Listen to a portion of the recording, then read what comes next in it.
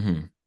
I don't know a lot about Tara Davis-Woodhall, but I do know is that she was an amazing jumper at the college level and that she's an amazing jumper on the world stage. I get those parts. Then I found out she had 1 million followers on Instagram.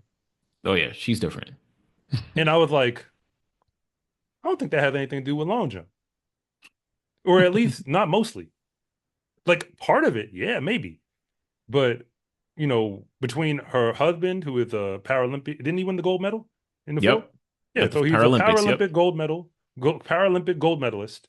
And her, I think the combination of them two together, like the relationship between them and like the way in which, again, you create a brand where when I think of her on one end, and then I think of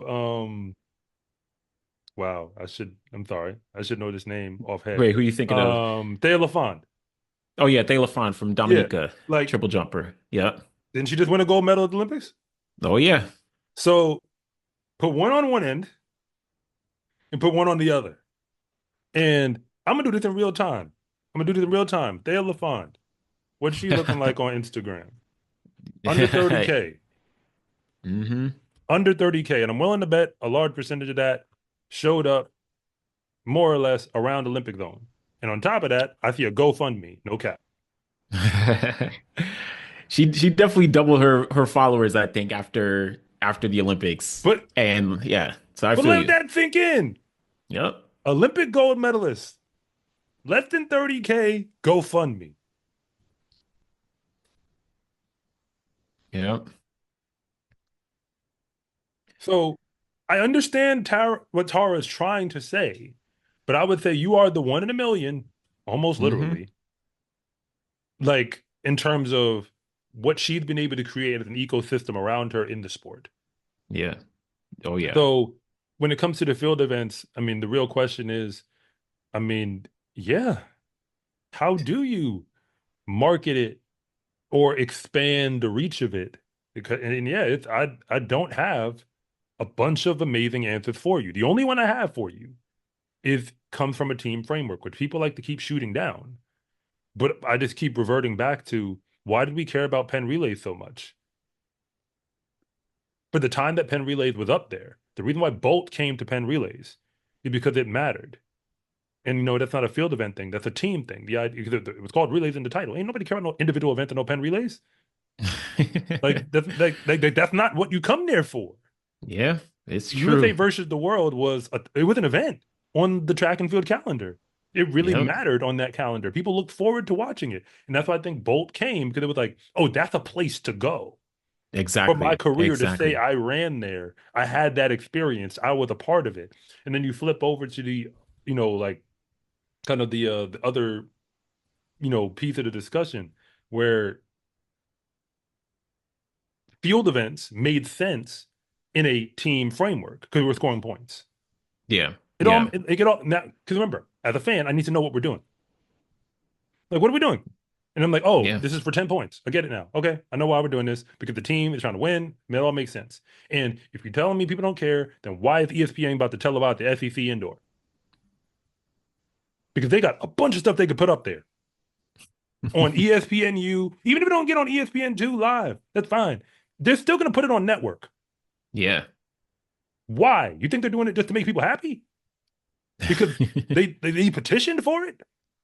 They're the population that wants to see the SEC indoor championship meet. Because when it comes to college track, it's basically professional level when you get there, especially in the sprinting events and the hurdles events and the jumping events. And apparently Parker Valby decided she wanted to be in the distance well.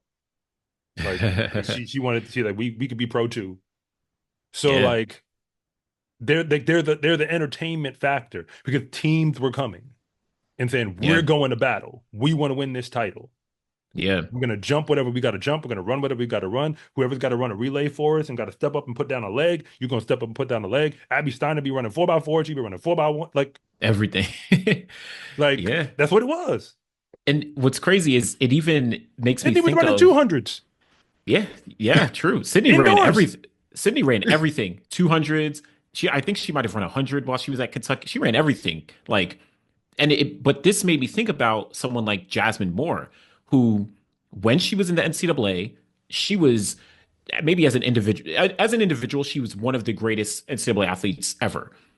But I don't know if it got highlighted as much, but because she was part of Florida, like she was one of those athletes where it's like, okay, we're as a team working together. Like Anna Hall was on the team at the same time, all that stuff. Now she went to the Olympic Games. She got double bronze in both the long jump and the triple jump, which has been done before by one other athlete from like Russia back in like 2004. And that athlete actually has some like skeptical questions around her. But essentially, she did something historical at this recent Olympics. No fanfare. And I think even now, like we just spoke about Thea Lafond, I think Jasmine might even have less followers than Thea. Oh yeah, And 20 Jasmine, under yeah, 21, 20, near 22. yeah, I'm looking it up in real time. yeah. So like to the point of Not okay, that I care someone about that stuff for the record, for the comment section. It's right? just that apparently the rest of the world does. They care. But someone who could do something historical in both events. She has two Olympic medals and from the United States, because some people may say, okay, Thea Lafond competes for Dominica, not a major country. Jasmine Moore has two Olympic medals and she's not getting fanfare like that. So it's just different. Like you said at the top, Tara Davis Woodhall is a different athlete. I put Tara in the realm of a Noah Lyles, of somebody else. I know many people who know who Tara Davis Woodhall is, not because of what she does on the track, right? Yeah. Because of all the other stuff that she does. And like I've spoken to Tara a ton of times, and she's a great person. Like she's a wonderful person, right? But I also acknowledge that like she is in a different bracket than Oh yeah, every other. she Yeah, created a brand where if she quit track and field and burned all the medals, the followers would still be there, and she could she's convert good. that. She could be on, I don't know, HGTV for all we know. You know what I mean? Like, I don't know what she does, but I'm saying like she Yeah, could pop up in other places. She might be being like maybe like one of the reality TV, yeah, yeah, what is it? Like the host. Maybe yeah, she could yeah. be Oh like the yeah, host yeah, of a show on Netflix, yeah. and like Exactly, it would be a exactly. thing. And then people would be like, "Oh, I know her Mm. from Netflix." And they're like, Exactly, "She's an athlete, exactly. right? In what sport?" Like, Yep, yep, like I really exactly. think that would be the discussion. So, but hey, we haven't agreed yet whether it needs to be saved, but we do know something needs to change. Something So, needs to change. One day things might change. Michael Johnson, I personally think he's on taking steps towards that. Something new. It's always going to be good, but who knows what'll actually come into fruition with like the future of the sport. So, yeah. My name is Anderson from The Final Leg. And I'm Coach Rob from SCA Track and Field. And thank you for watching this segment from the finish line.